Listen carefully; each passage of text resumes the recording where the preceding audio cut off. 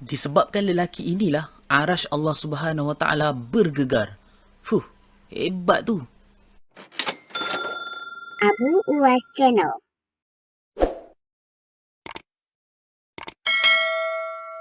Assalamualaikum warahmatullahi taala wabarakatuh. Bertemu lagi kita di dalam channel Abu Ais. Apa khabar semua? Mudah-mudahan anda semua di dalam kesihatan yang baik. Baiklah, pada video kali ini saya nak cerita kepada anda semua tentang sebuah kisah, iaitu seorang lelaki yang mampu menggegarkan arash Allah Subhanahu Wa Taala. Lelaki manusia yang mampu menggegarkan arash Allah Subhanahu Wa Taala. Subhanallah, pasti lelaki ini adalah seorang yang hebat. Baiklah, tak apa. Bagi anda yang baru saja melihat video ataupun channel ini, jangan lupa tekan butang subscribe di bawah supaya anda mendapat notifikasi video terbaru daripada saya. Okey, kita tak nak buang masa. Jom kita layan kisah lelaki ini. Kisah ini ada disebutkan di dalam Sahih Bukhari, di mana Jabir radhiyallahu an telah mendengar Nabi sallallahu alaihi wasallam bersabda, telah bergegar arash Allah Subhanahu Wa Taala ketika kematian Sa'ad bin Mu'az. Kisah ini mengingatkan kepada kita semua tentang kehebatan Sa'ad bin Mu'az radhiyallahu an. Menurut riwayat, Sa'ad dikatakan memeluk Islam pada usia 30 atau 31 tahun. Beliau kemudian telah mati syahid selepas pertempuran di Medan Khandaq pada tahun ke-5 Hijrah. Ketika itu usia Sa'ad baru sahaja sekitar lebih kurang 36 atau 37 tahun. Dengan hanya 6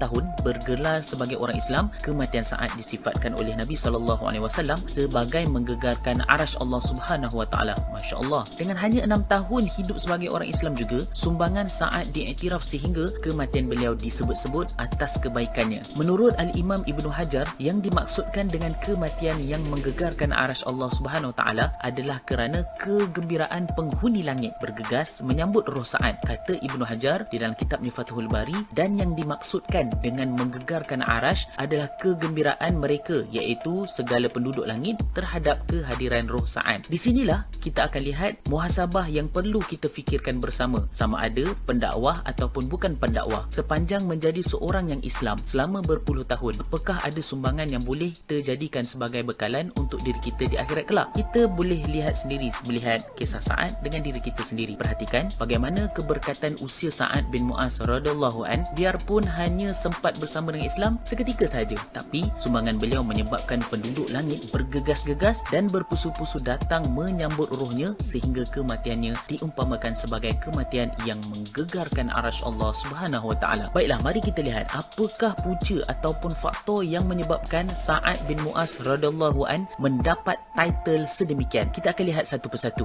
Menurut Al-Imam Ibnu Ishaq, sejurus selepas Sa'ad bin Mu'az memeluk agama Islam, Sa'ad segera bertemu dengan kaumnya. Dia memujuk dan berdakwah kepada mereka agar menerima Islam. Kata Ibnu Ishaq, demi Allah, tidak ada seorang pun dari perumahan Bani Abdul Al-Ashhal di kalangan lelaki dan perempuan, melainkan semuanya telah memeluk agama Islam. Perkara ini ada disebutkan di dalam kitab Sirah Ibn Hisham. Sa'ad bukan sahaja menjalankan kerja dakwah, bahkan beliau turut mempertahankan Nabi SAW.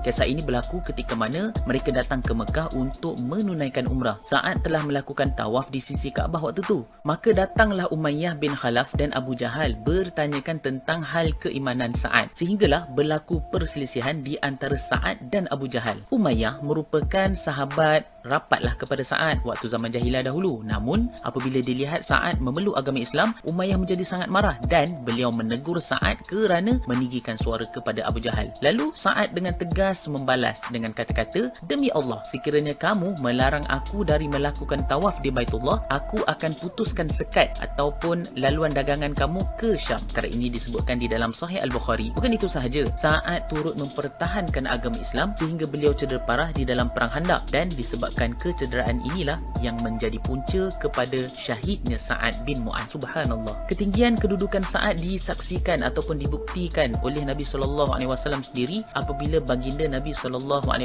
menyebutkan, sesungguhnya di dalam kubur nanti akan ada satu himpitan ataupun tekanan yang sempit yang akan dikenakan kepada penghuni kubur. Andai ada orang yang boleh selamat dari himpitan itu, maka Sa'ad bin Mu'az adalah orangnya. Perkara ini direkodkan di dalam Musnad Ahmad. Begitulah keistimewaan radhiyallahu an hidup sebagai seorang yang rapat kepada Nabi sallallahu alaihi wasallam. Sa'ad menghabiskan masanya untuk agama Islam, menjalankan kerja-kerja dakwah dan mempertahankan Nabi sallallahu alaihi wasallam. Walaupun mempunyai usia yang singkat, kehidupan Sa'ad sangat diberkati.